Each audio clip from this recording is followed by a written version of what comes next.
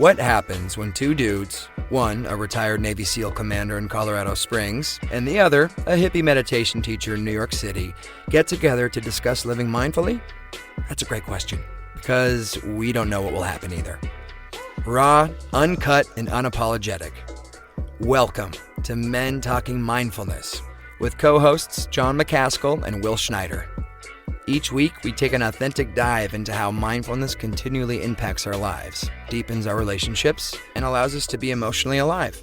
Now, on to the show.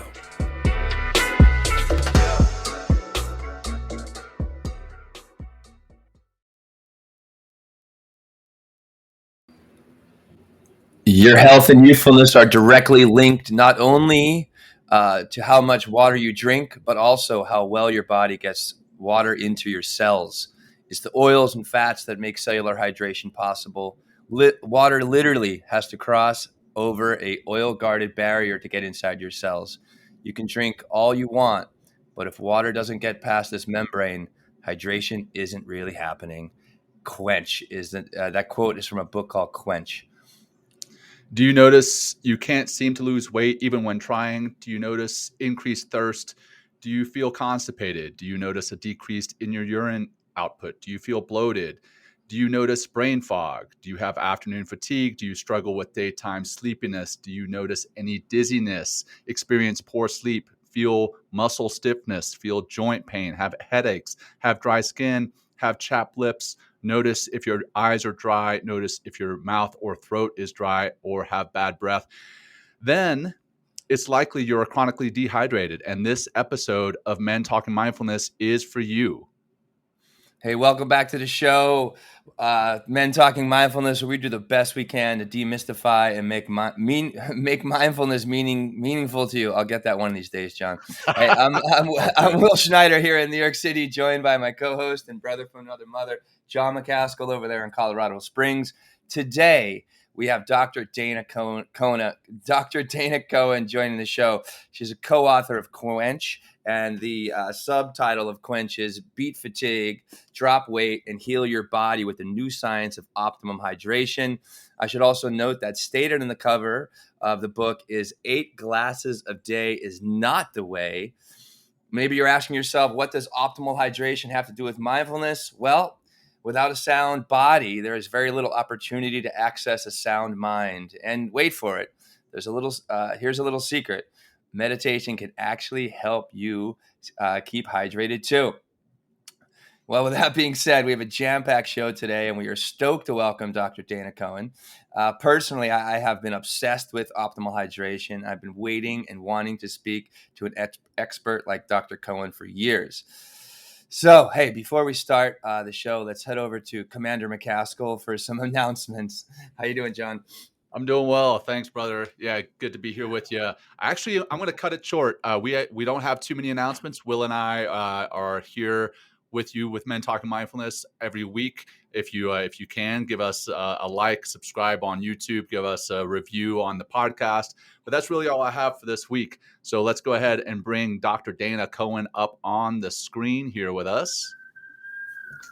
Welcome, Dr. Dana. How are you? Hi, great. Thank you. Good to have you. We're going to get into your bio here. Dr. Dana Cohen has worked side by side with the late Dr. Robert Atkins, a true pioneer in the field of integrative medicine. And now, in that same field, Dr. Cohen is a well-respected and beloved clinician. She has helped thousands of patients find relief from a variety of health problems, utilizing the principles of integrative and functional medicine, focusing on nutrition and limiting her patients' reliance on prescription medications by using diet, lifestyle changes, and nutritional supplementation. She is a founding member of the Scientific Advisory Board for the Organic and Natural Health Association and is on the Scientific Advisory Board of Cure Hydration and the Health and Wellness Advisor for Essentia Water. Her first book, Quench, with co-author Gina Bria, has been published in 6 languages, has garnered rave reviews, and has a cult following of devotees, which now includes both Will and myself. We're very excited to have Dr. Cohen on the show today and excited to get into the show. But first, let's get grounded. Back over to you, Will. I think you can probably tell that I definitely need some grounding. So let's find some breath in order to make that grounding happen. So yeah, you can do this grounding practice whether you're driving, whether you're mowing the grass, or if you're sitting at your desk or sitting down somewhere. Ground your feet on the floor. Ground your hands and your thighs if you like. You can close the eyes if that's available for you. And let's just do some simple, easy, smooth, deep breathing to help relax the body and the mind. Let's start with the next nice exhale out the mouth. Good. We'll take a nice big inhale through the nose. Keep going. Big, big, big breath in. Feel that balloon in your torso. And exhale out the mouth nice and easy. And we'll keep going. In, big breath. Out, smooth, cooling sigh. Yeah, let the face melt and the shoulders relax on the exhales, and deepen your grounding into your feet or your sit bones. And again, in breath. Out breath. There we go. Let's just do a few more. Keep going. In and out. And it's not just the depth of your breath, but also the smooth quality that you can, if you could bring that to your breath, it really helps you get into that deeper grounding and, softer mind and body. So let's do a few more. In smoothly. Out smooth and softly. Great. And we'll just do one more round in.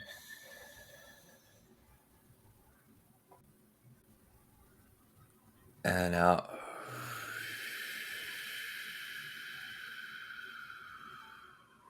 Good. And just take a moment now, just those first, minute and a half or so that we've done this breathing, just notice how you're feeling. Do you feel more grounded? Do you feel more relaxed? And kind of taking this internal inventory, this internal self, if you will, helps you become more aware of your emotional self, which will help you, a little bit. Every time you become more aware of your emotion, you start to rise in that emotional intelligence, which really will help to serve you in any situation, anytime. So maybe bring a little movement, little micro movement. We're going to talk about what those are all about into your head, your neck, or your shoulders. And when you're ready, open your eyes and let's get this show on the road. Dr. Cohen, Dr. Dana, thank you so much for coming on the show today. We're really excited, to jump into this conversation. And I think it'd be a great place to start is like, why has optimal hydration fascinated you? I mean, you went out and wrote a book. Where did this all begin? So, I have been practicing nutrition medicine for 25 years, at the 25 years I've been in practice. And hydration has always come up. It's always one of the first questions I ask when I ask about a patient's diet. Do you think you drink enough water? It's always asked about. It's always talked about. And by the way, most people say, no, I don't think I drink enough water. Almost 99%, including my, athletes and superstar patients. So, but it wasn't until Gina, my co-author, Gina Brea, came and spoke to me. She called one day and she said, I was wondering if I could speak to you about, I run this thing called the Hydration Foundation, and I wanted to speak to you about hydration and what we do. And I remember thinking, oh, she's going to sell me some kind of water purifier Ponzi scheme thing. But I was feeling really generous, and I knew the person who referred her. I was like, sure, come on in. And she sat down in front of me and started to tell me about Dr. Gerald Pollack's work, and completely blew my mind. And so Dr. Gerald Pollack is a leading world water researcher based at University of Washington in Seattle.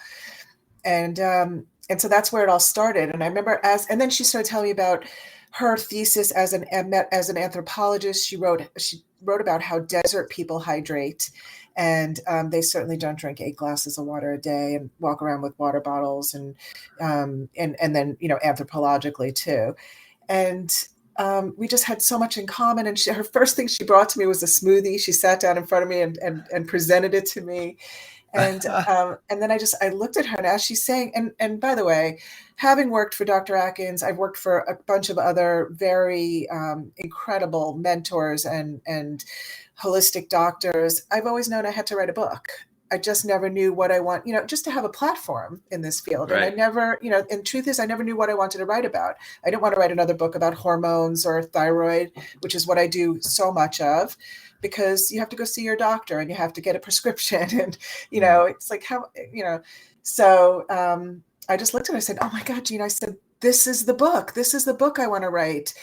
Do you want to write this book with me? And she's never thinking that this is where it was going to go. So that's how it all came to be. And that was now quite like almost 6 years ago, maybe even a little bit longer than that, 6.5 years ago. And then we really started to delve into the research of water science. And honestly, I had no idea what I was getting myself into and how difficult it was and how complicated the most simple molecule in the world was.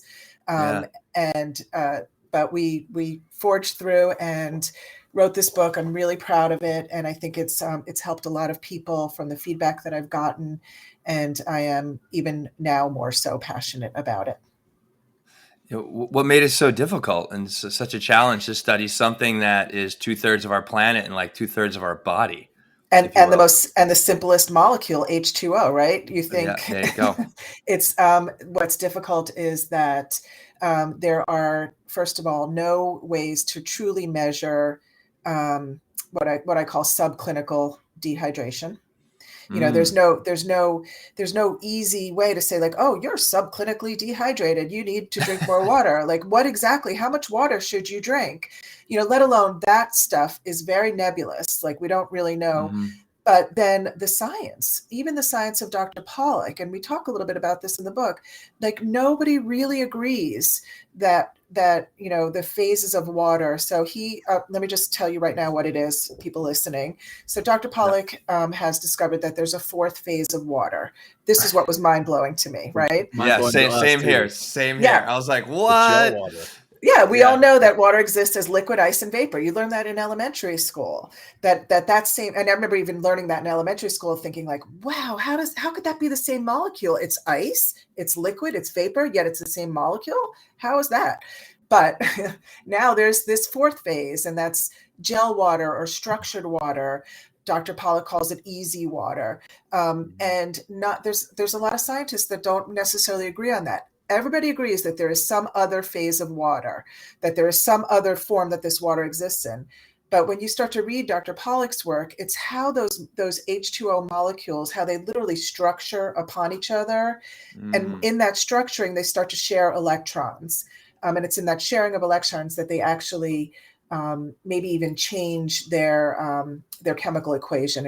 And so he called it's H3O2. And what he says makes perfect sense to me. And there's a lot of people that absolutely agree with him, by the way. So it was that real physiological and electrical science that I don't have a big background in, that I was like, oh my God, what did I get myself into? So we dove in and got help and really tried to understand it as best we could. But the truth is, the bottom line in the book is that each individual needs to know what their own personal set point is, and what you feel the best at as far as hydration. I can't say to you, you need 8 glasses of water a day. And if you think about it, how does a 6'2" athlete need 8 glasses and a 5'2", non-athlete woman need the same amount of water? It doesn't make sense. How much what environments you live in, how much you're sweating, all these factors play, and what you're eating, a big thing that really comes into play. Yeah. Well, in the book, I'm glad you mentioned environments there. In the book, Gina, she talked about her mother becoming dehydrated in the nursing home. And I was surprised to learn how and where we get dehydrated. Can you talk about what type of environments that people don't necessarily associate with dehydration? I mean, we obviously think about the desert when we think about getting dehydrated, but we don't think about the office space and the lighting and the air conditioning and everything else that comes into play with dehydrating us. Can you talk about that? Yeah, absolutely. So artificial environments, like you said, lighting, air conditioning. Will may know this as much as I know it. Living in New York City in the wintertime, the radiators that you have no control out of are sucking all of that hydration. Do you remember putting like pots on your radiators just to get some moisture Yep. in the air? Mm, People don't talk about that at all. I think winter is probably more dehydrating than summertime and when we're out and sweating, so airplanes are the most there's no moisture in that environment. right. um, Mm. the other things, I mean, so the food that we're eating, processed food, is part of our, in the big picture of things that are dehydrating our worlds, so processed foods, what it takes to metabolize them. Medications. When I looked at this, I was blown away that there is a list of medications reported to the FDA to overtly dehydrate people, and where they've ended up in the emergency room. And I'm not even talking about things like antihistamines, which we know sucks every ounce of hydration out of us. I'm not talking about diuretics, which literally makes us pee out hydration. Right. Things like the purple pill, so acid blockers, aspirin, Wow. Ambien. Like everything you could think about were very specific medications that have been reported to the FDA that ended up people in the emergency room for dehydration. So medications is another one. Mm, Wow. Our sedentary lifestyles is a huge. I don't know if it's necessarily dehydration. I don't know if it necessarily sucks water out of, hydration out of us, but it adds to the problem of it dehydration. doesn't get from what I've Doesn't- read in the book, it doesn't get the water where we need it, right? It doesn't get it moved around in the body. And right before the show, I showed you this, but for those who are tuning in, we're going to talk about micro-movements, which Will mentioned earlier. The book inspired me to get this crazy looking contraption, which is just some pedals that sit underneath my desk, because I sit in artificial light a lot of the day these days. It's air conditioned or heated depending on the weather. And I know it is dehydrating. I get home at the end of the day and I'm smoked. I'm exhausted. And it's because I'm dehydrated, or at least that's a good portion of it. And this little guy, and along with this guy, the bottle right next to me that now has chia seeds and some sea salt in it, which we'll talk about, it's got me feeling, I feel awesome. I feel so much better just after doing this for a few weeks since we started reading the book. I mean, Will read it a while ago, but I just recently read it. But yeah, it's awesome, Dr. Dana. That's the beauty. This is simple. This is simple stuff. Yeah, Like, this is, exactly. everybody can do it. And I still, to this day, I get blown away when people say, like, all I did was add some chia seeds and a little lemon squeeze and some salt to my water. And I feel unbelievable. So everybody listening, this can really change, everything. It's a quick fix. It's not something you need to do for 3 months, and before you notice a difference. People notice a difference in one day. It's Right, that yeah. simple. But the one thing I will say, and my patients know this about me, I'm not a stickler when I don't want to say not all the time, but I'm not a stickler when it comes to like diet. Like, I'll put somebody on a low FODMAPs diet or some kind of, specialized diet. And it depends on what I'm treating. But for the most part, I always give people a little leeway room. We're all humans. We all need to, the one thing I say is that hydration, you need to stay on top of it day in and day out. That's the one stickler. Like, if you have to do anything, stay on top of your hydration. Be aware of it. Think about it all the time, and you will thrive. And let me say one more thing, because the most important thing I'm going to say today is this sentence here. The single most important thing you can do to treat and prevent chronic disease is learn how to hydrate. Hands down. Before you go on any diet, any supplement, any medication, learn how to hydrate first. There we go.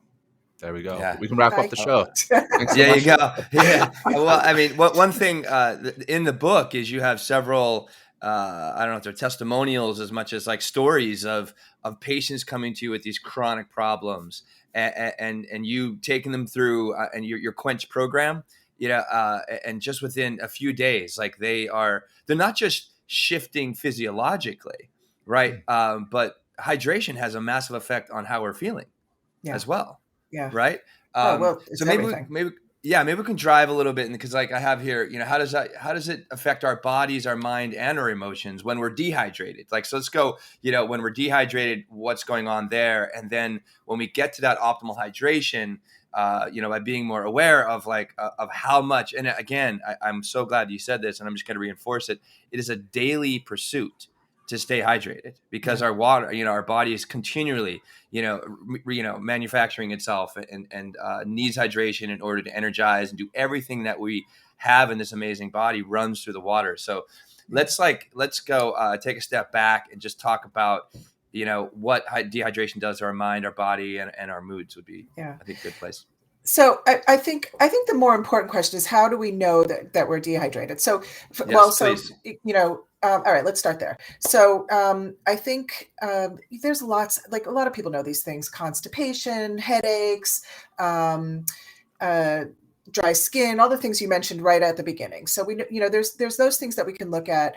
But I think if the one thing, it's not really a sign or a symptom, but I think the one thing that we all need to, one of the most important things that we need to look for and really strive for is that we are meant to urinate every 2 or 3 hours during our waking hours, right? So if you can strive for that one thing, forget about how much water am I drinking, forget about even like the color of your urine. Like a lot of people talk about the color of your urine, it should be a nice straw colored. I think that's okay. It's pretty good, but it's not. Have been some studies that show it does, that it doesn't really play that much of a role in the hydration story. And if you're taking, if you eat beets the night before, or if you're taking B vitamins or something, it doesn't. It's right. Not a great thing. I think you want to look at your urine output, and of anything. Rules of thumbs that I can give you, this is the one thing that I can really say. We're meant to urinate every 2 or 3 hours during our waking hours. So really look for that, strive for that. And there's still some days that I've sat at my office for 8 hours straight and haven't gotten up to pee because I've been so in my head and crazy, and I'm like, what am I doing? So maybe I don't know. You gotta just look at it from the day before, maybe even hashtag how many times you pee so you remember, and then look back from the day before and say, okay, I didn't eat well that day. I didn't drink enough that day. So stay on top of it that way. I want to just say, going back to your original question, sorry, I just went on a tangent. No, all good. I mean, there's so much to talk about here, Dr. Dana, and I appreciate you just breaking it down, man. You're sharing a lot of wisdom in rapid fire, and I love it. So keep bringing it, please. No. So your question was about dehydration. So we know when we are even 1 or 2% dehydrated, we start to lose cognitive ability. Wow. And I'm here to tell you that happens to us at multiple times throughout the day. Wow. even if you're not exercising, if you're not hydrating, but breathing, we're breathing off vapor. Right. We are moving, we're peeing, we're pooping, like all those things are getting rid of, we're sweating, but even if you're not working out, we're losing hydration every day. So when we're 1 to 2% dehydrated, then we're starting to lose cognitive ability, brain fog, that kind of thing starts to set in. And that 1-2%, that's our overall body weight to 1%? Is that what that is? Yeah, 1 to 2% of our body weight. Yeah. 1 to 2% of our hydration. I'm sorry. No. 1 to and I forget how to measure that. I have to look back at it. It's been a while. But there's a definite way to measure what 1 to 2% of our volume. It's actually the volume, our liquid volume in our blood and serum and all that stuff that goes along with lymph. Okay, great. Yeah. Oh yeah, we'll keep going. So we're at 1-2%, 1 to 2%. We have cognitive decline. Yeah. So the other thing I just want to say, you talk about happiness and this is, so I just also want to say, there's a doctor who I love, and he could have never have said this more eloquently, and it speaks to so much of what I say. There's a difference between science and advocacy, right? Meaning science is science. It's there, it's statistics. This is what it shows. A lot about hydration and water is advocacy, right? So the 8 glasses a day is advocacy. It's never been studied. So I just want to be clear that a lot of what I'm talking about is just that. It's, I can't say to you, this is proven, this is science, this is what the statistics show. So I just want to say that, but I will say to you from a clinical standpoint and what I see, like that immediately people change. They feel it in a very short period of time. Physically, things get better. I see lab tests getting better. I see weight coming off. I see cholesterol getting better. I see them being happier. So, but what I was going to say about happiness is, when you're not healthy, you're not happy. And the truth is, that is, for me, the single greatest parameter that we should look for when seeking health is happiness. Right? Think about it. Yeah. It's, I like that. I think it is the top of the line. Yeah. That's a great metric. Yeah. Yeah. Joy, happiness, all of those things. So, so going back to my initial thing, when you're not optimally the single most important thing you can do to treat and prevent chronic disease is learning how to hydrate properly. Now, there are some, like, if you give me any disease and give me enough time, I can go back and I can find how hydration is related to that. Because it is from the very onset, it's homeostasis in our body. It's the set point in our body. We need it for everything. We need it to detoxify. We need it for our cells to be functioning in every way. So if you give me something, I can, and give me the time, I can write out to you the pathway of how I believe this is related to that. And it's probably everything. Now, is there science behind everything? No, there's a lot of science behind certain things, and I will tell you what those are. There's actually good science that chronic low-grade dehydration puts you at risk for certain cancers, specifically colon cancer and kidney cancer. Wow. And this is, excuse me, chronic low-grade dehydration. Once again, not overt dehydration. We're talking about it. There's a different thing. Overt dehydration, you have been, vomiting from a flu and your eyes are rolling back in your head. You can't think straight. You're in the hospital. You need IV fluids. This chronic low-grade dehydration is this day in, day out that we all experience all the time. So, the more days that you experience, the more damage you're doing to your cells and your body and future health, right? Yeah. Yeah.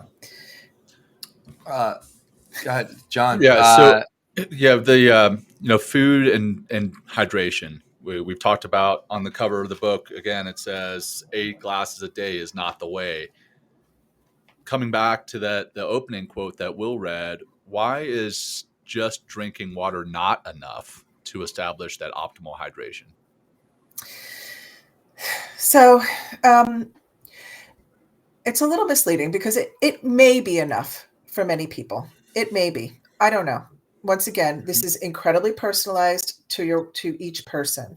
And until you know what your set point is, it may be enough. But let's say we have an athlete who is, and by the way, there's this gallon water challenge that's been going around now, which I think is dangerous, actually.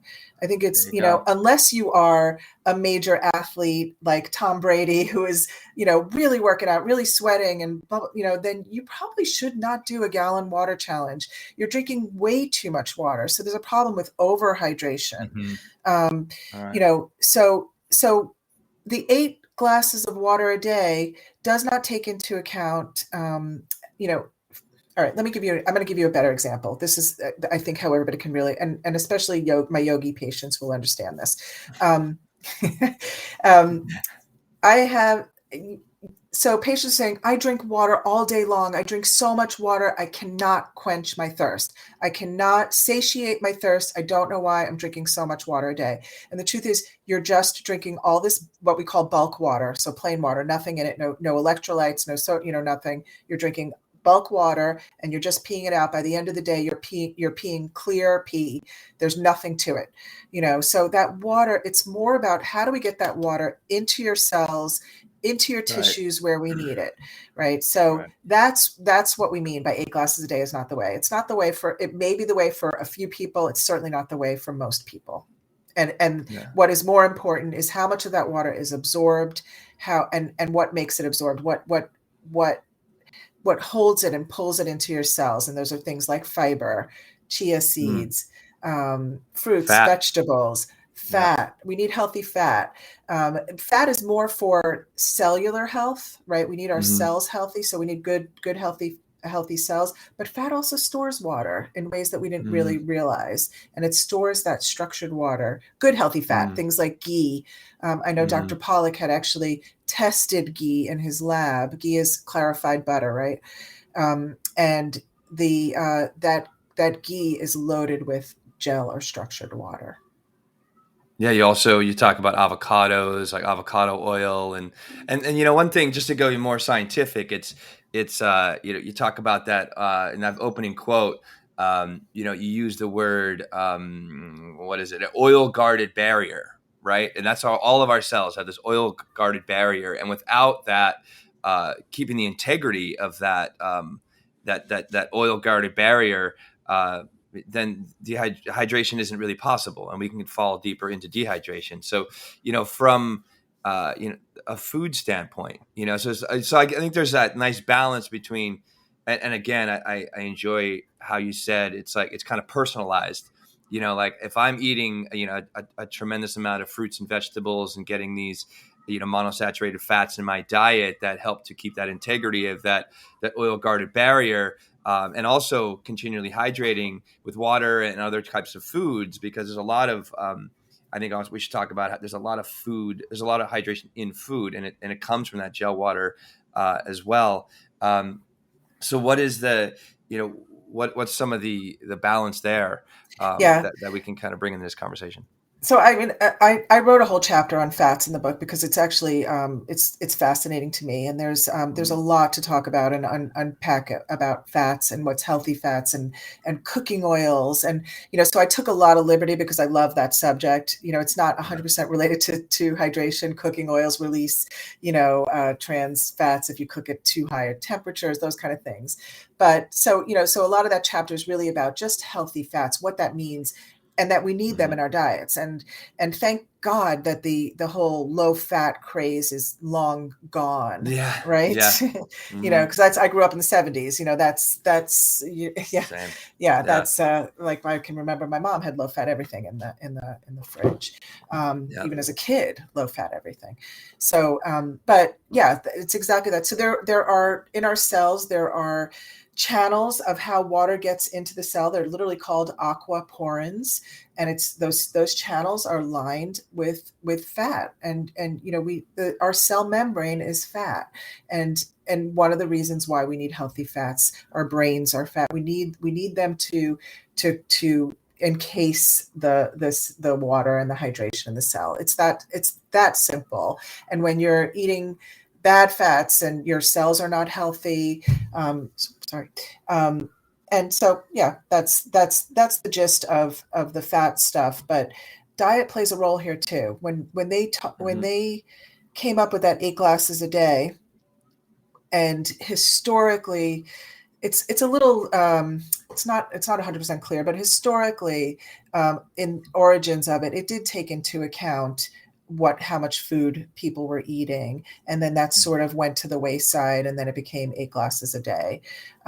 So I mean, food is hydrating. There are days that I know I can have 1 glass of water because I've eaten so much greens and so much fiber and really good food that day, that's all I need, and I'm fine with 1 glass of water a day. Right. I don't know if you've ever done that. I think, wow, I hardly drank any water today, but I feel great. Well, I started taking. I was out the other night. I went to a show and I had a couple beers, and alcohol really has a massive. I mean, I can feel. I'm so thankful I got to a place with alcohol that just even like a half a beer, like I start getting a headache. My body's like, no, this is no good for you. But what I started to do in order to kind of combat the potential hangover the next day is I eat like an apple, or I'll take chia seeds right the night before to get into this structured water and kind of accumulate that structured water, the gel water, that easy water. We're still trying to figure out a name. I love that we're at such a new point. I mean, like they said, 8 glasses a day is not the way, like when in like the 60s or something, where we I think in the 40s. In the 40s, right? I don't even know. They don't know. Like now we're just your book came out in 2018, and we're just learning about like this gel water, this 4th stage of water, which I was like, how is this possible in 2022? I'm hearing about this the first time. So I'm taking that,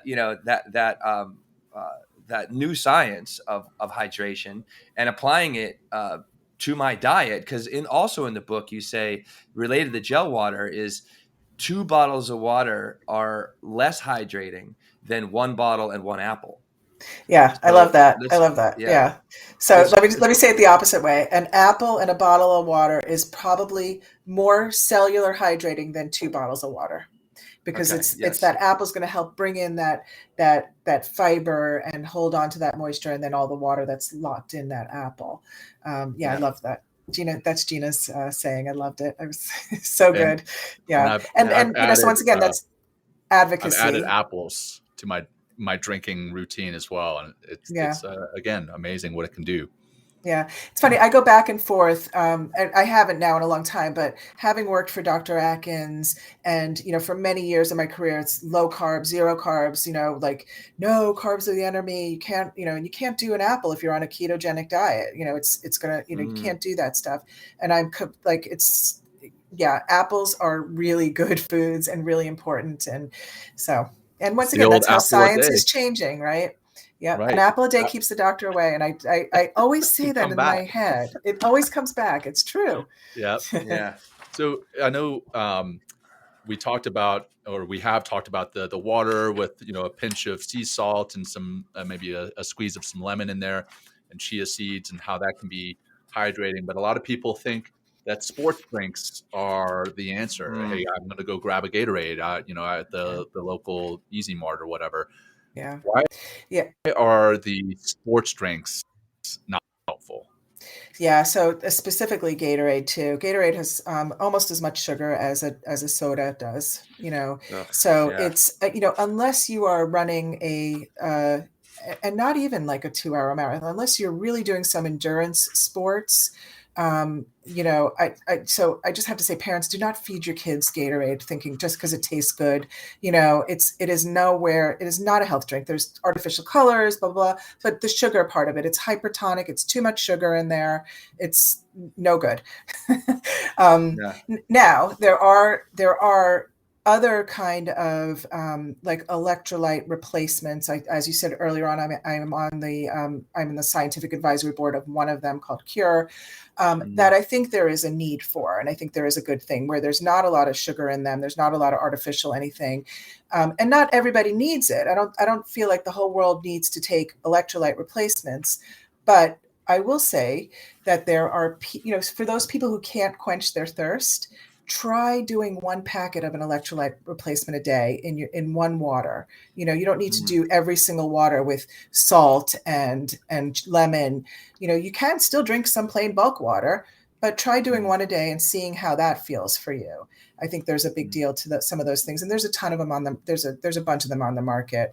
I can't think of any of the names of the other ones, but yeah. So I think that's my big problem with sports drinks. Unless you are an endurance athlete and really know what you're doing, I would not. I would stay clear of some of those high sugar. We do need glucose, right? We need glucose for certain Right. sports and things, but specifically Gatorade has way too much sugar, even for the best athletes and the most endurance ones. It's still And too what I high. remember reading in the book is that the electrolytes that they advertise that they've got in there are not even coming from the right sources, right? We talked in your book, and what we've just mentioned is the sea salt is one of the electrolyte sources that we want.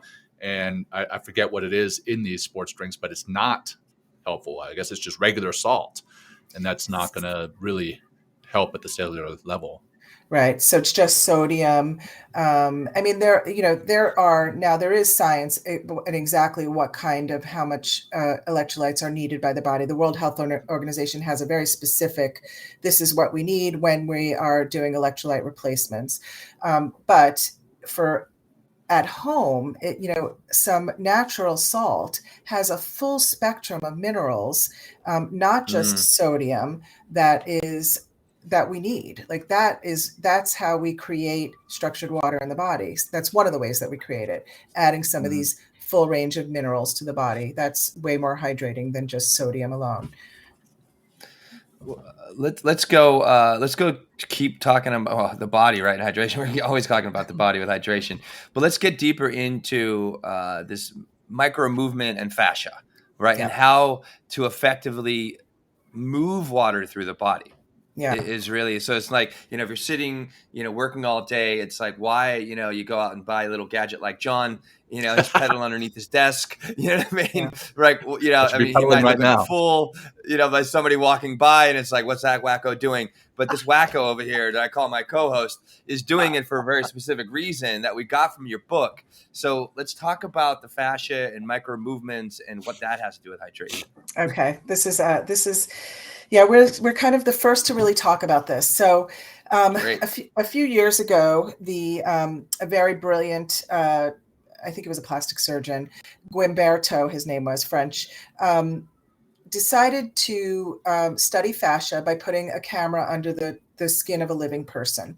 It was never looked at that way before. Fascia was always, looked at as a dried, desiccated cadaver you'd cut through to get to the organ or the vessel or whatever you were searching for, never even paying attention to what that was.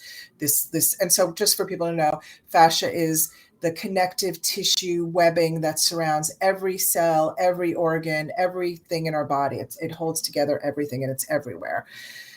So when he decided to look at living fascia, and when you look at the video of it, it's actually quite beautiful. You realize that fascia moves hydration. It acts as a hydraulic pump, which is mind blowing to think about, because it's obvious now that I say it. But at the time, we only ever thought that fluid gets moved via blood and lymph, right? And then it gets at the end, at the capillary level, it's sort of, gets leaked out, and but never thinking about fascia and how it actually moves, that acts like a hydraulic pump, right? So when you do movements like this, or your head up and down, you're moving fluid up and down into your brain. When you're twisting, you're squeezing fluid. Right. So this is the part where everybody starts to move with me. Let's dance a little bit, Dana. Let's dance on the show. I love it. And so we made up micro movements for the book. Micro movements are just that. It's just moving. Like, start from your toes to your head, first thing in the morning, do twists, twist your ankles, get fluid everywhere it needs to go. So it's our belief too that yet another reason why sitting is the new smoking, right? So you're squelching delivery of hydration to your periphery. And then the other thing I like to say about that too is, now it makes sense. We've always been told you got to move your joints to lubricate them, right? Now we understand why. Motion is the lotion. Motion is one of Motion our is the lotion. one of our teachers, or one of our guests says, and collaborators says, she's a doctor of physical therapy. She's like, motion is the lotion, and here's why. It's such a lotion. Yeah. And that's, it's interesting because we say in the book, body workers know this better than we do. Like any kind of body, they know. I once had a massage therapist who years and years ago, she said, I move blood. That's what she's doing. I move blood. And so she was mostly right though.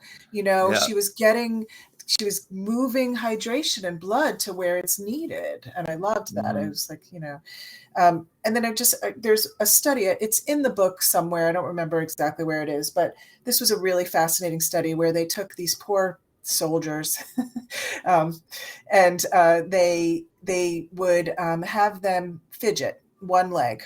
I remember this. Yes. Yep. So fascinating.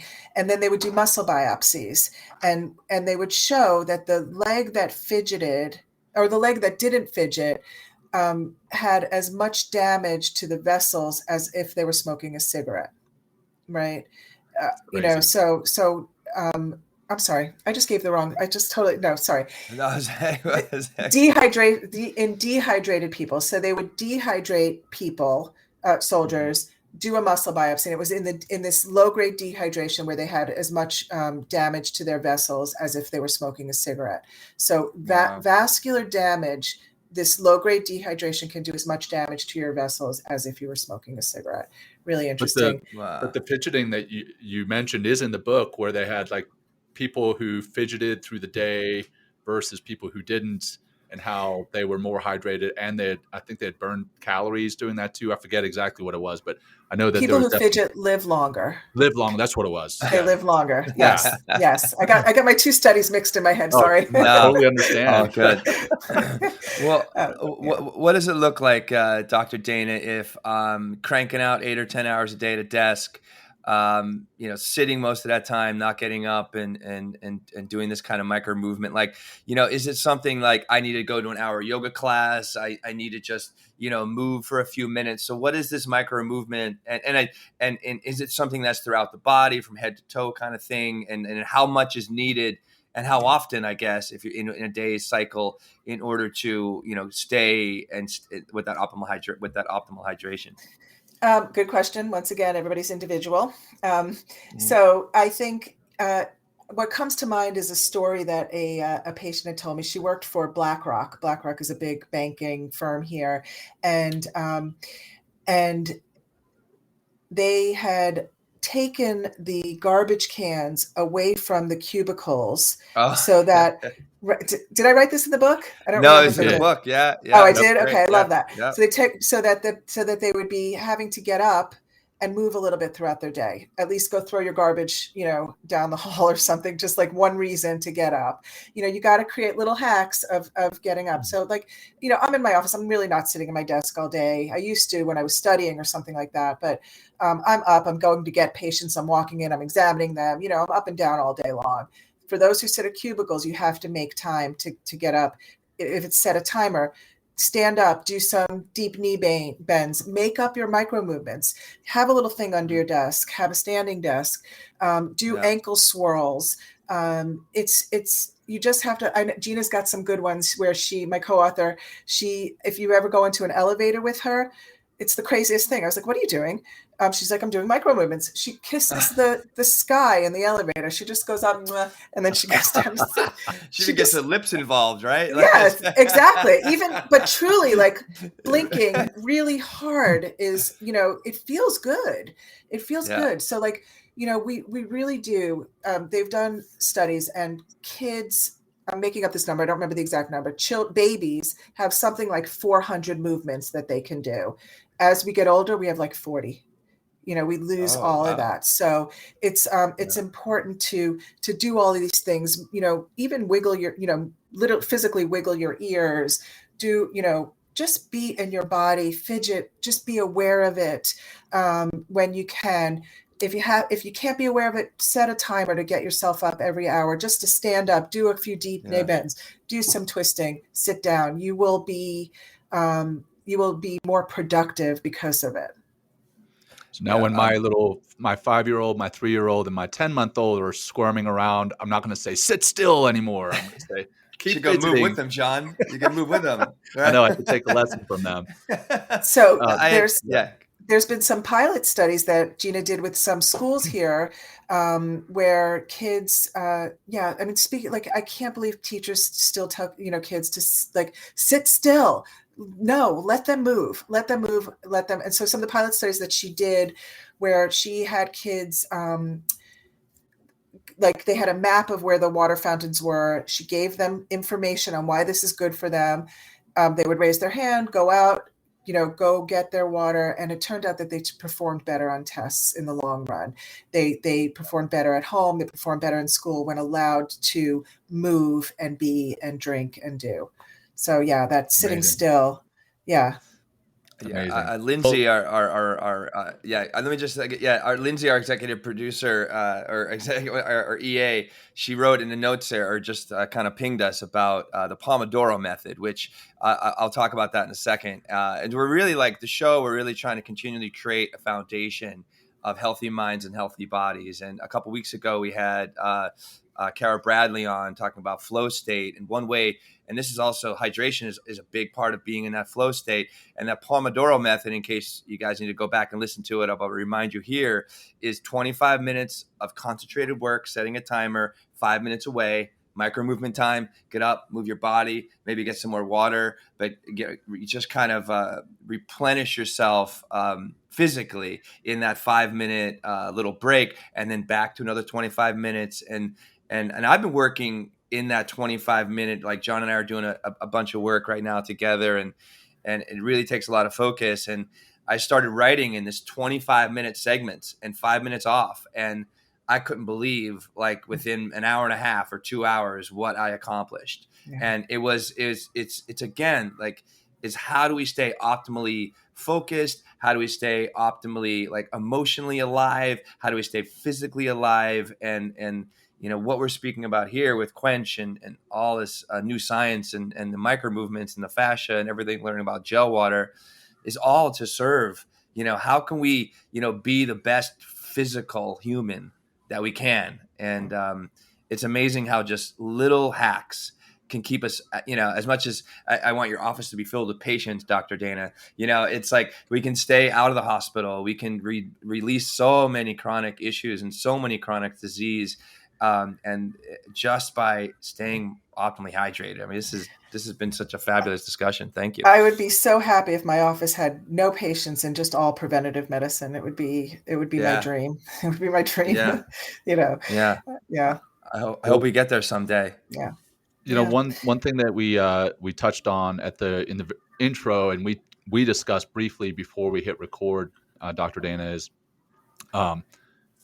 meditation, how that can actually keep you hydrated. Can you talk briefly about that? Because again, I want to respect your time, and I know we've got only a few minutes here left, but can you talk briefly about that? Yeah, I mean, I think a lot of it has to do with, all of the chemicals that are released, well, even pre-meditation. So all the your dopamine surges, all your neurotransmitters are on overdrive, right? So we need to be hydrated in order to flush them out, right? And so meditation also helps with lowering that. But if you're not hydrated, none of that's going to happen, right? Right. So we can't even detoxify if we're not hydrated. Detoxification is especially in this day and age. We talked about environmental earlier. We're living in a toxic world. There's no way around it, and we need to detoxify. I think it is probably, once again, advocacy, not science, but I think our inability to detoxify what's being bombarded at us is probably the number one cause of illness right now. I think more than anything, at a root cause level. So, and just think about it. How do we detoxify? We detoxify by peeing, by pooping, by sweating, by breathing. We're breathing out vapors. All of these things are detoxifying. So, if all of them require hydration. Right. So that's a roundabout way. Once again, if you want me to, I could probably, had enough time, I could really give you the pathway of exactly why meditation. Well, I'll tell you like that anything. Everybody should just pick up the book and read it for themselves. How about that? Yeah. Well, also part of the book, and I'd be remiss if I didn't, talk about this. It's I give a lot of, you talk about smoothies every day. Yeah. Which is part of that, kind of the Quench program, which we could talk, John, just briefly here. But what I have here, I'm going to make this for my parents, is watermelon gazpacho, which sounds fantastic and delicious. And it's also has that gel water because it comes from plants and fruits. So, but maybe you can just touch on a little bit of the Quench program, which is in the book, and as a way to kind of send us off. Yeah, it's so easy. I mean, this is the thing. So I will leave you with a couple of tips that I leave for everybody. Like, if you start these things, you will be amazed. Most people are amazed at how different they feel. So the Quench program, it's 5 days. So you can do it Monday through Friday. And it's just about staying on top of your hydration. We incorporate recipes for micro-movements as well. But one of the things that I tell everybody, and I used to apologize because I thought it was so overplayed or over talked about. I don't apologize anymore because I think we all need to hear it, and including when I give my talks to other holistic doctors. Like, I used to be like, oh God, I'm going to tell them they have to drink a green smoothie a day. We all need to hear it. We all need to hear it all the time, right? So. So I think what I mean by a green smoothie is a blended green. You could go get a cheap blender, blend your greens with water, and then add whatever you like. It could be berries, it could be lemon, it could be ginger, it could be some chia seeds, it could be herbs and whatever you want in there. This is not like a milkshake, though. I'm not talking about yogurt and protein powder. That's a meal. right? So a Mhm. green smoothie a day, try to get into that habit, life-changing for so many people. So that's rule number one. And that's in the program. There's tons of recipes in there. The program, we could, if in the 5 days, we actually say do 2 a day, because that's really gonna plump your cells and your skin and everything. So number 2, you want to start your morning. You want to preload your water. And this is how desert people hydrate. They sort of soak all their organs with a big, 8 to 16 ounces first thing in the morning. And in that first thing of water, you want to do some lemon. You could do some chia seeds, let it sit overnight, and then drink it down first thing in the morning while I leave it at my bedside. So I don't forget to do it. It's right there. You want to do your morning micro-movements while you're still in your bed. Twist and turn on your pillow, lift your feet up in the air, do some ankle swirls, do some wrist swirls while you're in bed still. Then you're ready to start your day. So first, glass of water first thing, a green smoothie a day. Another practice I think is really good is a glass of water before every meal. It tends to fill you up. It's a good way to get extra hydration in. So, I get a little pushback on some people like, oh, we're not supposed to eat it. It washes out my enzymes, but before your meal, you're completely fine. It's a great practice to get into. And there's some studies that show people who are dieting and do that tend to lose a few more pounds than people who don't. And then there's that's really all it is. We give some meal planning ideas. You want to, just big picture ideas. You want to try to get rid of processed foods. You want to eat a whole food diet. You want to limit carbohydrates, or not even carbs, sugar. You want to really limit sugar in your diet.